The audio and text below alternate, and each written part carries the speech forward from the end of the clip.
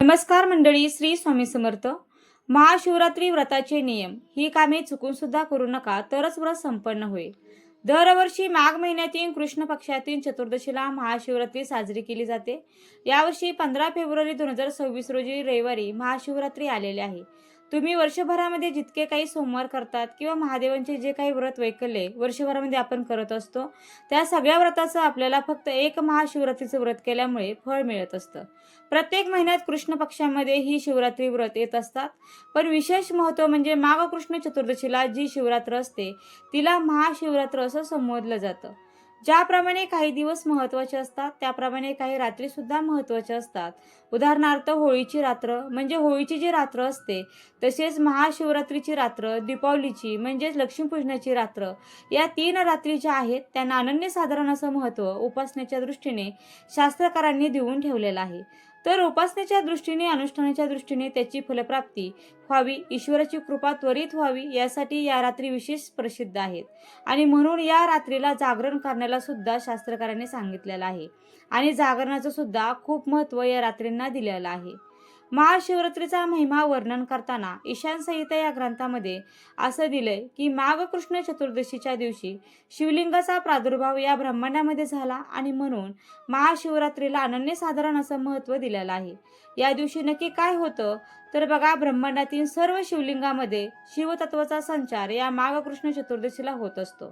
शिवतत्व त्या शिवलिंगामध्ये प्रविष्ट होत असतं आणि त्यामुळे शिवलिंगाची भक्ती, भावपूर्ण उपासना जर या दिवशी केली तर ती सेवा भगवान शिवशंकरांपर्यंत त्वरित पोहोचत असते आणि शिवांची कृपा विशेष रूपाने संपादन करण्यासाठी या दिवशी मदत देखील होत असते.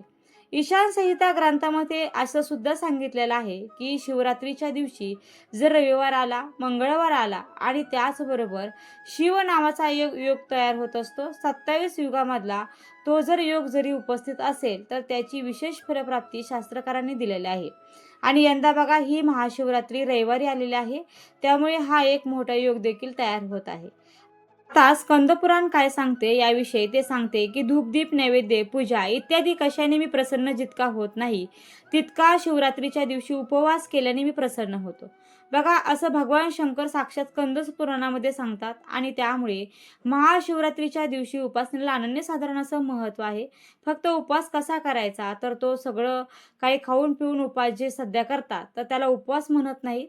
उप म्हणजे जवळ आणि वास म्हणजे सान्निध्यात राहणे, म्हणजे जास्तीत जास्त भक्ती नामस्मरणामध्ये दंग राहायचं असतं. फलाहार म्हणजे ज्यांना उपवास शक्य नसेल त्यांच्यासाठी. पण बघा, सर्वप्रथम पहिला पर्याय जो दिलाय शास्त्रात तो वायुभक्षण, फक्त हवा खाऊन राहणं. त्या दिवशी जेवढं शक्य असेल तर फलाहार आपण करू शकता. फळ त्याचा आपण भ्रष्ट फराळ होऊन आपण साबुदाण्याची खिचडी किंवा अन्य पदार्थ सेवन करत असतो. पण जास्तीत जास्त पचायला जड पदार्थ उपवासाच्या दिवशी जर आपण खाल्ले तर उपवास बाजूला राहतो आणि आळस अंगात संचार करत असतो. त्यामुळे जास्तीत जास्त आपण उपवास कसा कराल याकडे आपण लक्ष केंद्रित करणं आवश्यक आहे. एखादी व्यक्ती विष्णूंची उपासक असेल, गणपती बाप्पांची उपासक असेल, देवीची उपासक असेल, पण तो शिवरात्री व्रत जर करत नसेल तर ती जी देवतेची उपासना करतात तर ती सुद्धा वाया जाते, असं शास्त्रकारांनी सांगितलेलं आहे. त्यामुळे कोणत्याही देवतेचा उपवास करणारा किंवा उपासना करणारा अशी जी व्यक्ती असेल तर त्यांनी सुद्धा महाशिवरात्रीचं व्रत हे केलंच पाहिजे, असं शास्त्रात सांगितलेलं आहे. तर मैत्रिणींनो, जेव्हाही आपण भगवान शिवांची पूजा करतो तर उभे राहून भगवान शिवांचे पूजन करू नये. नेहमी बसून जल अर्पण करावे. जेव्हाही भगवान शिवाला जल अर्पण कराल तर पहिले नंदीचं पूजन करावे, नंतर गणेशांचं पूजन करावे, नंतर कार्तिकेयचं पूजन करावे आणि त्यानंतर माता पार्वतीचं पूजा करावी आणि त्यानंतर जलाधारीमध्ये जल अर्पण करून शेवटी भगवान शिवांच्या शिवलिंगावरती जल अर्पण करावे. तसेच शिवपूजा करते वेळेस सुद्धा हेही लक्षात ठेवावे की नेहमी शिवलिंगाच्या दक्षिण बाजूनी बसून पूजा करायला पाहिजे. दक्षिण बाजूला बसून आपले तोंड उत्तरेकडे असावे आणि भगवान शिवांची पूजा केली पाहिजे. याशिवाय शास्त्रात असे देखील सांगितले जाते की शिवपूजन नेहमी उत्तरेकडे तोंड करूनच करायला पाहिजे, कारण जो दक्षिणेचा भाग आहे तो भगवान शिवाच्या पूजेसाठी उपयुक्त मानला जातो. महाशिवरात्रीच्या व्रताच्या दिवशी अन्न खाऊ नका, फळे खा आणि या दिवशी तुम्ही सूर्योदयापासून शिवाची पूजा करू शकता. महाशिवरात्री व्रत आणि उपासनेमध्ये ब्रह्मचर्य पालन हे अवश्य करायचं आहे. महाशिवरात्रीच्या उपासनेमध्ये रात्री जागरण अवश्य करावे. याने व्रताचं अधिक पुण्यफळ हे आपल्याला मिळेल. तसेच बघा, शिवपुराणात हेही लिहिलेलं आहे, शिवभक्ताने नेहमी आपल्या मस्तकावर भस्म लावून पूजा करावी आणि आपल्याकडे रुद्राक्ष असेल तर रुद्राक्ष धारण करून पूजा करावी. भगवान शिवाच्या पूजेमध्ये या 7 वस्तू आपल्यापाशी असायला पाहिजेत. बघा, बेलपत्र, जल, काळे तीळ, चंदन, दीप, पुष्प आणि नैवेद्य. आता पहिली वस्तू आहे ती म्हणजे बेलपत्र. ज्यावेळी आपण भगवान शिवांची पूजा कराल तेव्हा ती बिना बेलपत्राची करू नये. जर बेलपत्र मिळाले नाही तर शिवलिंगावरील बेलपत्र घेऊन ते धुवून घ्यावे, भगवान शिवाला अर्पण करावे. जसे भगवान विष्णूंना तुळशीपत्र प्रिय आहे तसेच भगवान शिवशंकरांना बेलपत्र प्रिय आहे. महादेवांच्या पिंडीवर बेलाची पानं अर्पण करत असताना ती विषम संख्येमध्ये अर्पण करा.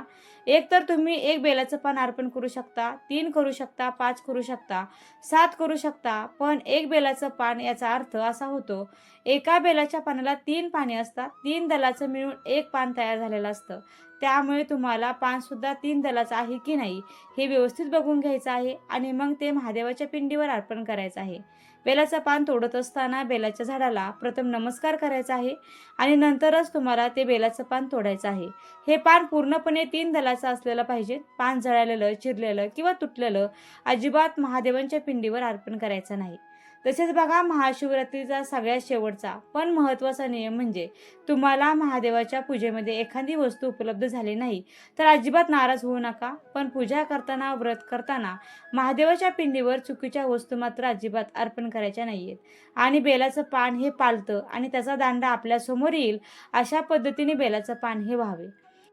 आता दुसरी गोष्ट ती म्हणजे आपल्या घरातून 1 लोटा जल घेऊन गेलं पाहिजे.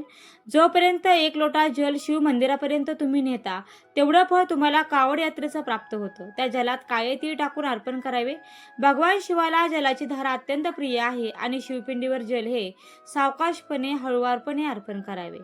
तिसरी गोष्ट ती म्हणजे चंदन. भगवान शिवांना चंदन अत्यंत प्रिय आहे. भगवान शिवाला चंदन आवश्यक लावले पाहिजे. शिवपूजन केल्यानंतर शिवलिंगावरती चंदनाने ओम बनवावे. याने त्या व्यक्तीचं दुर्भाग्य नष्ट होते.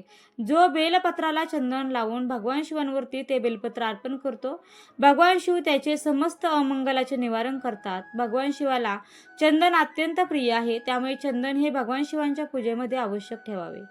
आता चौथी गोष्ट आहे तीळ. तीळ हे भगवान शिवाला अत्यंत प्रिय आहे. भगवान शिवाच्या शिवलिंगावरती 1 तिळाचा दाणा अर्पण केल्याने 100 अश्वमेध यज्ञाचं फळ प्राप्ती होते.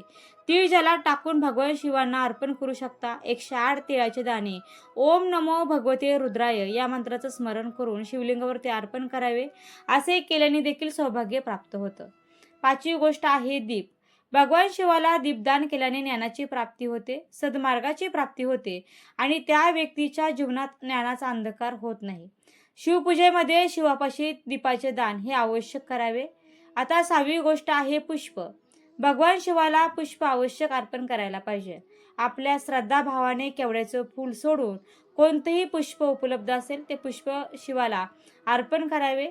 आता शास्त्र सांगते की शिवाला पुष्प अर्पण केल्याने आपल्या हाताची शोभा सदा विद्यमान राहते. आपल्या हाताचे जे दुर्भाग्य असते ते पण बदलते आणि त्यामुळे भगवान शिवाला पुष्प हे आवश्यक अर्पण केलं पाहिजे.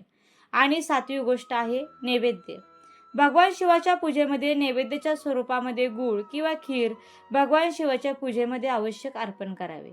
भगवान शिवाची पूजा केल्यानंतर थोडा वेळ एकांतात बसून भगवान शिवांच्या मंत्रांचा जप आवश्यक करावा.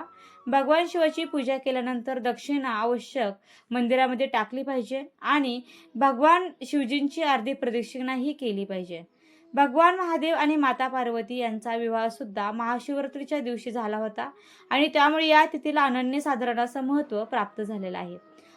महाशिवरात्री तिथीला ज्या मुलींचा विवाह जमायला अडचण येत आहे किंवा बऱ्याच दिवसापासून ज्या मुलींना स्थळ बघतात पण ज्यांना इच्छुक असा वर मिळत नाही किंवा मुलं जरी असली तरी पण त्यांचा विवाह जुळत नसला, त्यांना इच्छुक अशी वधू मिळत नसेल तर त्यांनी सुद्धा महाशिवरात्रीचं व्रत जरूर करावं. लवकरच त्यांचा विवाहाचा योग देखील जुळून येईल. बघा, महादेवांना भोळे महादेव, भोळे सांब सदाशिव महादेव असं म्हटलं जातं. महादेवांच्या पिंडीवर फक्त 1 तांब्या पाणी जरी अर्पण केलं, म्हणजे पाण्याचा जरी आपण अभिषेक केला आणि 1 बेलाचं पान जरी वाहिलं, तरी महादेव आपल्यावरती प्रसन्न होतात आणि आपल्या मनातल्या सगळ्या इच्छा पूर्ण करतात असं म्हटलं जातं. महादेवांच्या पूजेसाठी बेलपत्र, धतुरा, फुले, अक्षदा, पांढरे चंदन, भस्म, गंगाजल, कापूर, गाईचं दूध, उसाचा रस, मध, शमीची पाने, मंदारची फुले इत्यादी पूजा साहित्याची आवश्यक व्यवस्था करावी. तसेच माता पार्वतीसाठी सौंदर्य सामान ही ठेवावे. बघा, महाशिवरात्रीला भगवान शंकरांना नैवेद्य अर्पण करण्यासाठी थंड पदार्थ, मालपुवा, हलवा, लस्सी, मध इत्यादीची व्यवस्था करावी. तसेच महादेवांना रुद्राभिषेक करण्यासाठी दुधाचा वापर केला जातो, दह्याचा वापर केला जातो, पंचामृताचा आणि त्याचबरोबर मधाचा सुद्धा वापर केला जातो. पण ही पूजा करत असताना नकळतपणे आपल्याकडून काही चुका घडतात, ज्या आपण अजिबात केल्या नाही पाहिजेत किंवा काही चुकीच्या गोष्टी महादेवांच्या पिंडीवरती अर्पण केल्या जातात आणि त्यामुळे काही नियमांचं पालन आपण हे जरूर केलं पाहिजे. त्यातील पहिला नियम आहे, महाशिवरात्रीच्या दिवशी बघा जास्त वेळ झोपून राहू नये. शक्यतो पहाटे किंवा सूर्योदयापूर्वीच उठण्याचा प्रयत्न करावा. तसेच महिलांनी या दिवशी केस धुवू नयेत. आंघोळ करण्यासाठी सर्वांनी या दिवशी तिळाचा वापर आंघोळीच्या पाण्यामध्ये करावा.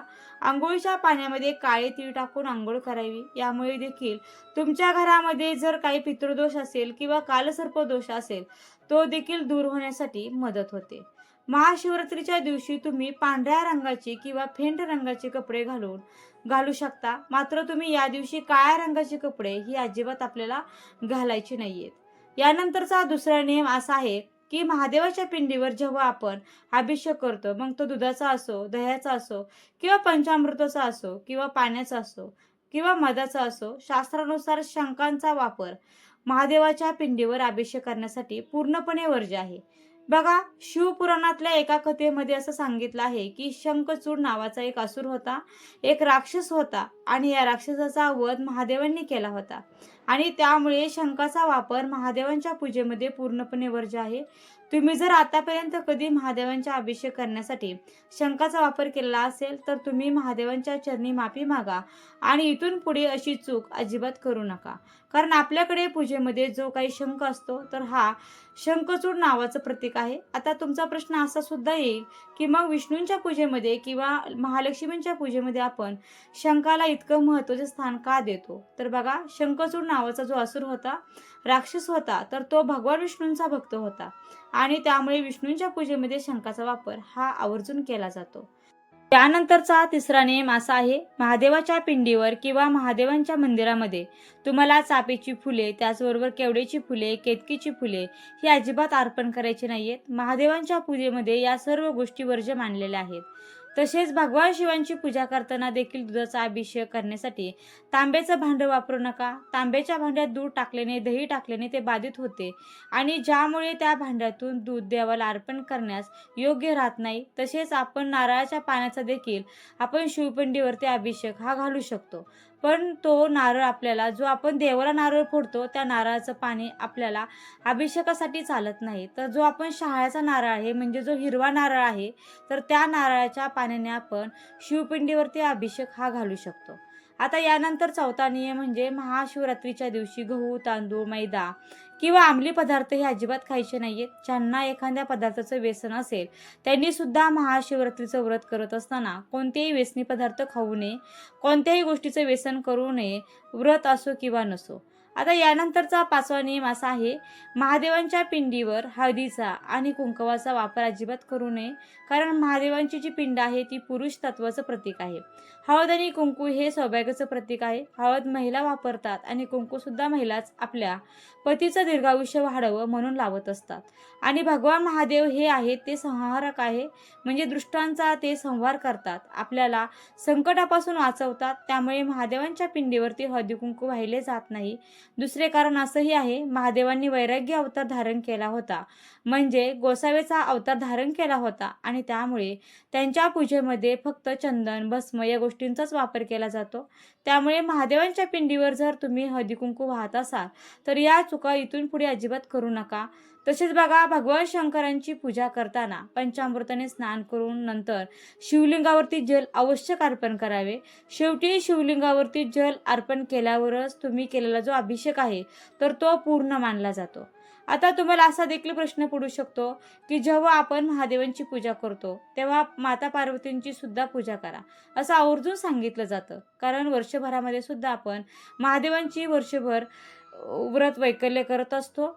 हरतालिका तृतीया सुद्धा आपण माता पार्वतींची पूजा करतो आणि मग महादेवांची देखील पूजा करत असताना आपण हळदी कुंकवाचा वापर करू नका असं सांगितलं जातं. तर बघा, माता पार्वतीच्या पूजेमध्ये सुद्धा हळदी कुंकू वापरायचं नाही का? तर जेव्हा आपण महादेवांच्या पिंडीची पूजा करतो तेव्हा तिथे हळदी कुंकू अजिबात वापरायचं नसतं. पण जेव्हा आपण महादेवांच्या त्यांच्या कुटुंबासह पूजा करतो, म्हणजे आपल्याकडे जर फोटो असेल आणि त्या फोटोमध्ये महादेव, माता पार्वती, त्याचबरोबर त्यांचे पुत्र गणेश, कार्तिकेय या चौघांचा जर फोटो असेल किंवा महादेवांच्या बरोबर त्यांच्या कुटुंबापैकी कोणी एक जरी व्यक्ती असेल तर तेव्हा मात्र आपण महादेवांना हळद कुंकू हे लावू शकतो. आता यानंतर पुढचा नियम असा आहे, महादेवांच्या पूजेमध्ये महाशिवरात्रीला आपण बऱ्याच साऱ्या गोष्टी अर्पण केलेल्या असतात. त्यामध्ये काही गोष्टी खाण्यायोग्य सुद्धा असतात. म्हणजे महादेवांच्या आवडीचे नैवेद्य आपण तेथे त्यांना अर्पण करत असतो. आणि दुसऱ्या दिवशी जेव्हा आपण महाशिवरात्रीचं व्रत सोडतो, म्हणजे व्रताचे पारण करतो, तर त्या नैवेद्यामध्ये आपण जे जे पदार्थ अर्पण केलेले असतात ते अजिबात खायचे नसतात. जर तुम्हाला हे पदार्थ विसर्जन करायचं चुकीचं वाटत असेल तर महाशिवरात्रीची पूजा करत असताना तुम्हाला शालिग्रामची सुद्धा पूजा करावी लागेल, तरच तुम्हाला हा नैवेद्य खाता येईल. आता यानंतर पुढचा महत्त्वाचा नियम असा आहे, आपल्या घरातील कोणत्याही सदस्यावर आपण अपशब्द या दिवशी वापरू नये. आपल्यामुळे कोणाचं मन दुखेल, आपल्यावर कोणी नाराज होईल, अशा गोष्टी आपण महाशिवरात्रीच्या दिवशी अजिबात करू नये. तसेच गर्भवती महिलांनी महाशिवरात्रीचं व्रत केलं नाही तरी सुद्धा चालेल. तरी पण तुमची जर इच्छा असेल तर तुमच्या तब्येतीची काळजी घेऊन तुम्ही हे व्रत नक्की करू शकता. खरं सांगायचं झालं तर महाशिवरात्रीचं व्रत करण्यासाठी आपल्या मनातील शुद्ध भाव, आपली महादेवांवर असणारी भक्ती खूप महत्त्वाची आहे. तर या गोष्टीचं तुम्ही पालन जरूर करा. आणि बघा, अक्षदा वाहत असताना किंवा तांदळाचा वापर आपण पूजेमध्ये करत असताना अक्षदा ज्या आहेत किंवा तांदूळ जे आहेत ते तुटलेले नसावे. अखंड म्हणजे न तुटलेल्या तांदळाचा वापर आणि पांढऱ्या शुभ्र तांदळाचाच वापर आपल्याला पूजेमध्ये करायचा आहे. रंगीत तांदळाचा किंवा हळदी कुंकवाने रंगवलेल्या तांदळाचा वापर आपल्याला पूजेमध्ये महाशिवरात्रीला करायचा नाही. तर आपण या व्हिडिओच्या माध्यमातून महाशिवरात्रीच्या पूजा संदर्भातील नियम जाणून घेतले. व्हिडिओ आवडला असेल तर व्हिडिओला नक्की लाईक करा, शेअर करा आणि चॅनलला सबस्क्राईब करायला मात्र विसरू नका. व्हिडिओ शेवटपर्यंत पाहिल्याबद्दल मी तुमची खूप खूप आभारी आहे. धन्यवाद. तसेच तुम्हा सर्वांना माझ्याकडून महाशिवरात्रीच्या खूप खूप शुभेच्छा. श्री स्वामी समर्थ. जय जय स्वामी समर्थ. रामकृष्ण हरी. जय जय रामकृष्ण हरी. ओम नमः शिवाय. ओम नमः शिवाय. ओम नमः शिवाय.